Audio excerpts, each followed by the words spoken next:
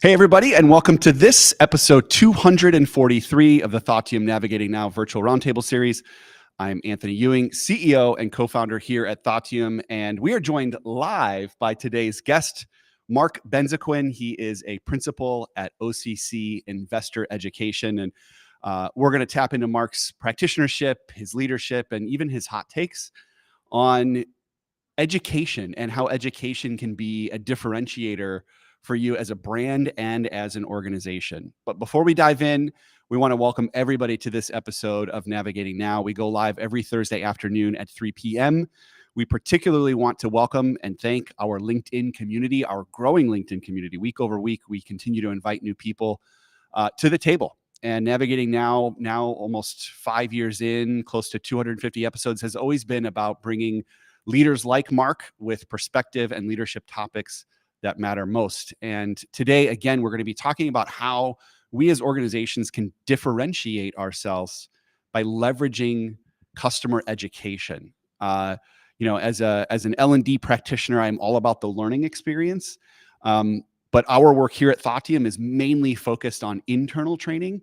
And what you do, Mark, is you really use education as a tool to bring in your customers and inform your customers. So first of all, hello and welcome. Well, thank you, Anthony. I'm very, very happy to be here. Thanks for the invite.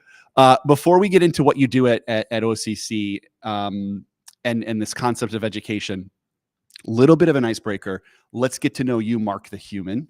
Okay. So I want you to think about a memory in your childhood that you can go back to, that you can pull forward and say, this was maybe one of the earliest memories I had, that when I think of it, it helps me understand why I love to do what I do today. It's a great question. And I think I really owe a lot of it to my high school teachers. I had, two things I was always gravitated to in education, and it's really only two, sadly. But I had a terrific English teacher, Mrs. Pignotti. So Mrs. P, if you're listening, shout out. Thank you so much. And then my senior year in high school was I took my first economics class, and that was Mr. Chasey. So again, thank you to that. And actually in economics, I enjoyed the class so much that I ended up going to college and getting a degree in economics. But the point is that, these two teachers really inspired me. They really opened up my interest in teaching and in educating. And that really, luckily, carried over, it's almost 40 years later now since I graduated high school. But yeah, really carried over these decades. And now at OCC, I'm able to educate and capitalize on my experience in finance. So very, very fortunate. It's interesting. I ask this question to a lot of leaders, and not just those that are in the learning and development, human capital space, but leaders across the board. When they think back to their childhood, it's typically somebody in early education that drastically influenced them. And I know we hear that all the time, but it's so interesting to hear leaders in business that are so deeply influenced by those learning experiences that they had as children. Right. And it just, really stresses how important teachers are, educators are. So teachers out there, thank you so much. Absolutely. For what you do. Yeah. Shout out to Linda Ewing, my mother, who taught for 40 plus years. Oh, terrific. Inspired me to get into the education space as well too. But we digress. We could tell family stories all day. Right. We could talk every day. We're here really to talk about education, in this case, customer education, and how that can really improve the customer experience. If you're a B2C organization or B2B organization, typically we lead with the concept of sales and how are we kind of selling or converting customers to buy into, engage with, experience our products or our services. Many times that we overlook this opportunity to just purely educate. And Mark, I'm almost jealous of your position within, such a big organization, and one that really does have their eye on kind of the top and bottom line, to be in a pocket of an organization where your sole focus is just educating. So tell us a little bit about what you do. We're very, very lucky. And the reason that we're so lucky is I don't have, and my team doesn't have the stress of selling to customers and generating revenue. So I am part of the investor education team at OCC. The educational arm of OCC is called the OIC, which is the Options Industry Council. And we're basically an industry collective to educate investors on the potential risks and rewards of trading options. And the way that we do that is providing education. So we create content. We've got online courses. I host a podcast program, videos, webinars, etc. But everything that we do is free of charge. So we don't have that stress that most salespeople have to generate revenue. All that we want is to increase I like to say, our sphere of awareness. Basically, we want people to understand that we exist. Yeah. And that they can go to our website, they can shoot us an email, but that we've got the content for them to better understand options and what it is that they're getting themselves into if they do choose to invest with options. It's so unique because OCC is maybe the first example where I've heard of an organization that has had a particular function dedicated to customer education. And again, typically it's part of the sales process, or maybe it's woven into kind of the marketing function. But what a, I think, great idea to have a group of people that are dedicated exclusively to educating. And the subject matter for you all is one that I personally think just requires a lot of education. Your folks are individuals who are looking to get involved in investing in or trading options, correct? Yeah, individual investors, registered advisors, trading firms. OCC has roughly 120 clearing firm members. So those are some of the bigger banks, bigger brokerage firms that we clear their business. So in addition to the education arm is really a small part of what OCC does. We are really our tagline is the foundation for secure markets. So, as an organization as a whole, we really are the bedrock of the trading industry in terms of clearing these products, making sure the money gets to where it needs to go, and making sure that the terms of a contract are fulfilled. All that being said is that outside of all of those mechanics and infrastructure that OCC does, we do have that education arm. And the reason being is, we've been in business now, OCC now over 50 years, OIC over 30 years, but we were started as a partnership between all of the exchanges at the time and OCC because they wanted to grow the business. They wanted more people to understand options existed and how they worked. So we were created as the education arm, and I'll skip all of the non-exciting stuff, but now we're fully funded by OCC directly. But again, the idea is we just want people to be aware that options exist, how they work. And then it's, coming up with content to reach that customer and trying to capture their attention and hold their attention. And that's kind of the tricky part, as I'm sure everybody knows. And this is the piece that I can't wait to unpack with you. We're here talking with Mark Benzaquen, and we're talking about the concept of education as a differentiator for your organization. Back in the day, if you were an investor or a potential investor, whether you were 25 or 75, you went to a guy and you got educated, right? Like do you remember those commercials? E.F. Hutton. Yes, my broker's E.F. Hutton, and they totally, say, totally, yeah. And even at bright-eyed 24-year-old out of college, like my father had an investment guy, and he told me to meet him at the TGI Fridays on like a Thursday afternoon for a beer, and and I maybe met with him 2-3 times a year, and I was taking notes, et cetera, et cetera. Much like in corporate training back in the day, when education was, you got a box of manuals and modules shipped to your house. Things have changed so drastically. So I'm curious, Mark, how are you reaching people today with education? Well, in addition to the methods changing, the demographic is changing as well. So, back in the day when your father had a broker or a financial advisor, the only people that were really investing were, older corporate workers. And now retirees. Retirees are a heavy segment in investing, but the demographic of the investor is skewing tremendously younger. Yeah. College kids are getting into options. People in their 20s with their first jobs, they're getting into options. And because you've got this difference of a 50-year lifespan, 25 to 75, let's say, they're going to consume that content completely different. The way that I learned, and actually the way that I still learn, is reading text. Whether it's a book or reading text on a screen, maybe watching a video. And it doesn't matter if the video is 5 minutes long or an hour long, or if the text is, a snippet, or if it's several pages.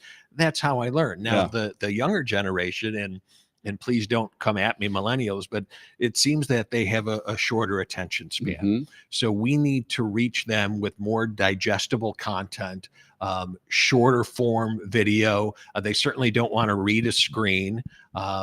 So, we've created, animated videos. There's a couple projects that we're working on right now to come up with more digestible content, 2 or 3 minute videos that are more laser focused on a concept as opposed to a broader concept. And the reason being, whatever your business, and certainly it goes with options, it's a very complex product. Right. So it's very hard to convey all of this information that people need to know in 30 seconds. It just can't be done. So we're trying to figure out ways to get those smaller pieces of content across to the investor, reach out to them via other mediums. You had mentioned TikTok, Reddit, for example. Some of these different websites and apps that the younger generation uses, and try to get in their face and really just let them know that we exist, and maybe even just, where else can you go for this content? It kind of a highlight, or even like a teaser, if you would. Sure. But the idea is, if we can get them something that they want and we can hold their attention, hopefully we'll be able to, get the point across and get them the information that they need. Love it. Well, as a millennial myself, and yes, borderline millennial, I appreciate digestible, snackable content. Can't say that I've gone to Reddit for financial education, but I just go there for the entertainment and every possible ailment that I have, that I have, which is like the worst place you should go to Reddit for. But it's kind of like a drug; it gets really addicting. One of the things that I know about Gen Z that's coming up right behind us, right? And as you mentioned, the investing population is getting younger and younger. One of the things that we've experienced with our clients that have younger demographics is that people, the younger generation, they don't want to follow organizations; they want to follow people. So, and thus then the birth of influencer marketing and people on social media like being influenced and following other individuals. I'm curious, how has that come into play? Do you feel like OCC has this name brand that people trust and respect? Have you leveraged maybe individuals or thought leaders in the marketplace as part of your educational strategy? Yeah, we do. So first of all, yes, we definitely have the name recognition. I mean, we've been the clearinghouse for the options industry since 1973, since options were first introduced. OIC, like I said, we've been around for 32 years or so. So we do have that trusted name recognition. And I think also the fact that we don't charge for our services, everything's completely free of charge. So it gives us almost an air of believability, an air of credibility that, obviously if these guys aren't trying to sell me anything, if they don't have an agenda, then, I guess I really could trust what they are saying. But besides that, we do have relationships, long-standing relationships with, some of the biggest names in the industry, heads of different trading firms, heads of the exchanges. They guest on my podcast. They, they're guest speakers on other, content and resources that we have. So we do have a lot of famous faces, if you will, or really famous names in the business. And that kind of, gives us some credibility as well. But I do agree with you that people are trying to stand apart as their own brand, as, as an influencer. And we've got, some of those in the organization, and they're doing a great job. They're doing a wonderful job of spreading the word. And it's not for me personally, but I do think it's working out great. And as an organization, we embrace pretty much whatever we can to again expand that sphere of influence. Yeah, it's interesting because with us in the consulting space, we tend to have really great kind of visibility and access to different corners of our client organizations. And one of the things that we're seeing is that this kind of influencer economy, that dynamic is making its way even into and within corporate structures and corporate environments where we as a coaching and consulting firm no longer come in and immediately want to establish ourselves as like the thought leader. We actually find folks within the organization that are sought out, that are seen as kind of like leaders, and we help them become the biggest advocates of the solutions that we're working with them on. Okay. And we have found that kind of influence that internal or some of our clients have is far more effective than us coming in and kind of standing in front of the folks and saying, this is the way that you should do your learning and development program. So I think that's just an interesting tip is today, I think more than ever, you got to find individuals, you got to find folks that have influence, and you've got to put them on, because name brand and trust and history is maybe not the only thing that we can stand on in terms of the way that we educate folks. So, when we talk about, education as it pertains to your brand, how have you, well, maybe before we get into that, I'd love to ask you, Mark, how are you all starting to kind of measure or think about measuring the success of your efforts, knowing that like your sole purpose is truly education? This is a quandrum and a nut that we've tried to be, we as L&D professionals have been trying to crack for years. And I'm curious, like, how are you thinking about measurement of education? Yeah. I mean, normally when it comes to measurements, you look at revenues, right? How many, how much are we generating from book sales and video subscriptions and this and that? And the fact that we don't have any of that makes the equation a lot easier, to the point where all we really look at is when we do a webinar, for example, how many people are attending, how many people are registering for our webinars, because everything that we do is recorded. So even if they don't show up, they're going to be watching it at a later point. But how many registrations are we going to get, and what did that look like, month over month or year over year? How many website registrations are we getting? We've got online courses on our website. How many people are registering for that? And how many people are actually interacting with it? Like you can enroll in the course and never take it. Well, that doesn't really do us any good. So, how many people are registering for this? How many people are participating in the resources that we have to offer? Those are the kind of metrics that we look at. And then we try to figure out, where are these people coming from? Certainly we've got a terrific marketing team.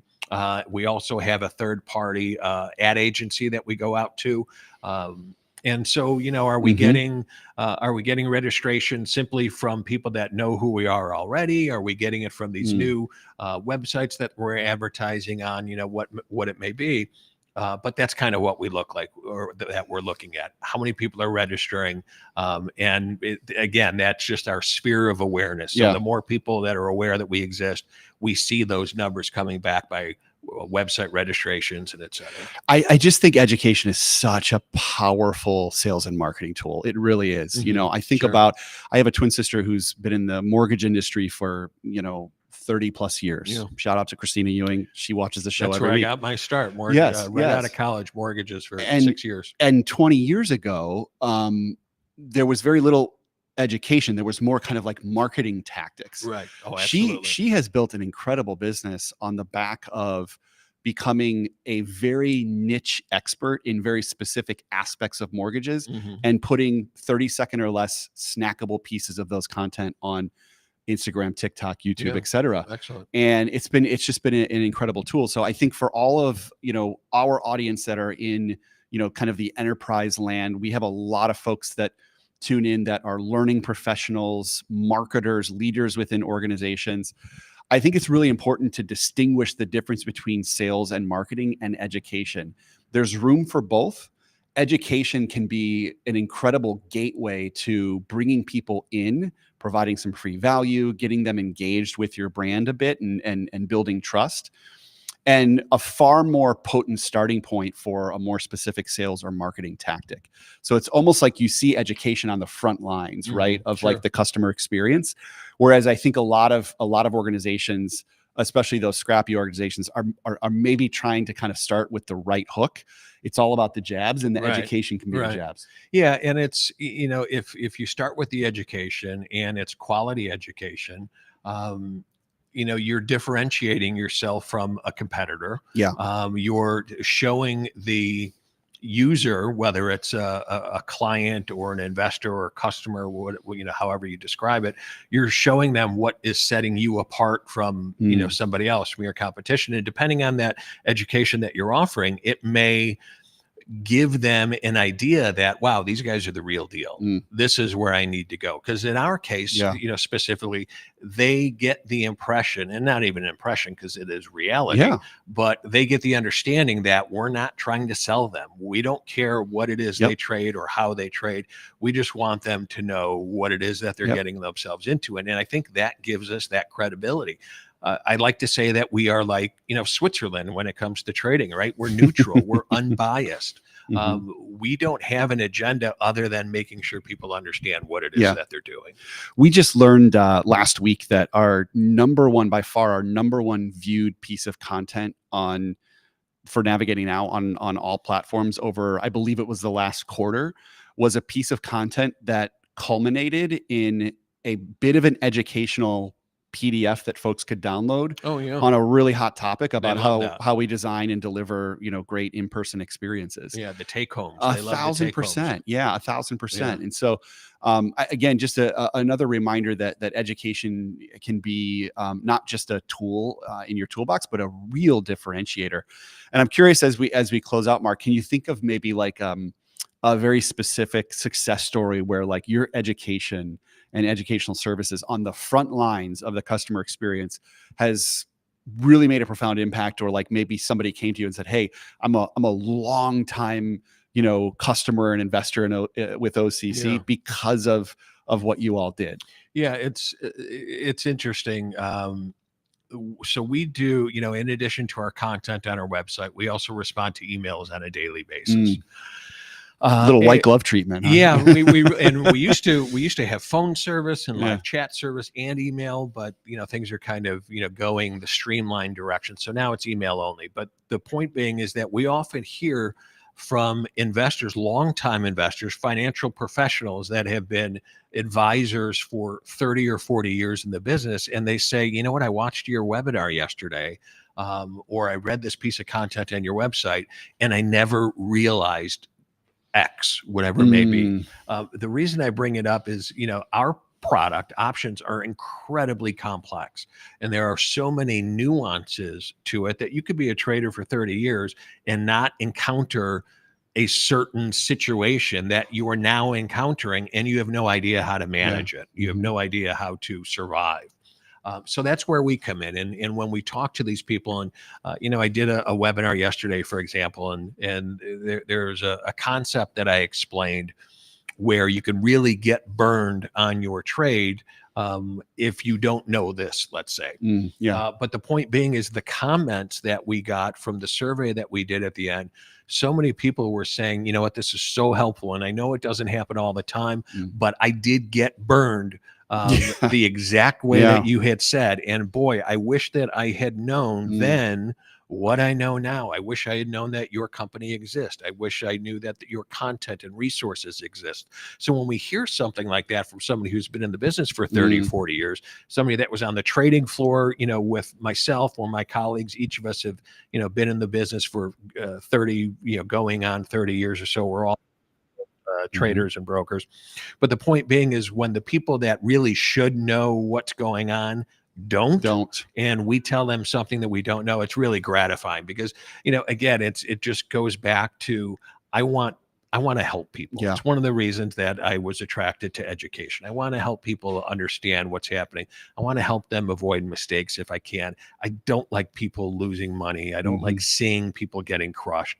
So it's incredibly rewarding when people say, "Oh my God, that is so helpful. Thank you. I couldn't understand that before, and now I do." Yeah, and it's just a great reminder too that education is not excluded to teaching people about features and benefits of our products and services. Like in Mark's case, sometimes it's, hey, here's some pitfalls to avoid. Here's some yellow flags that you should look out for. I think even for myself as a personal consumer, those are the pieces of content that tend to be the most, impactful and educational to me. And again, I think it kind of builds your credibility. Absolutely. If people understand that they're looking out for me, it just gives more credibility to us, I think. Mark, this has been an incredible discussion as we kind of focus in on the customer experience, how education can be a differentiator.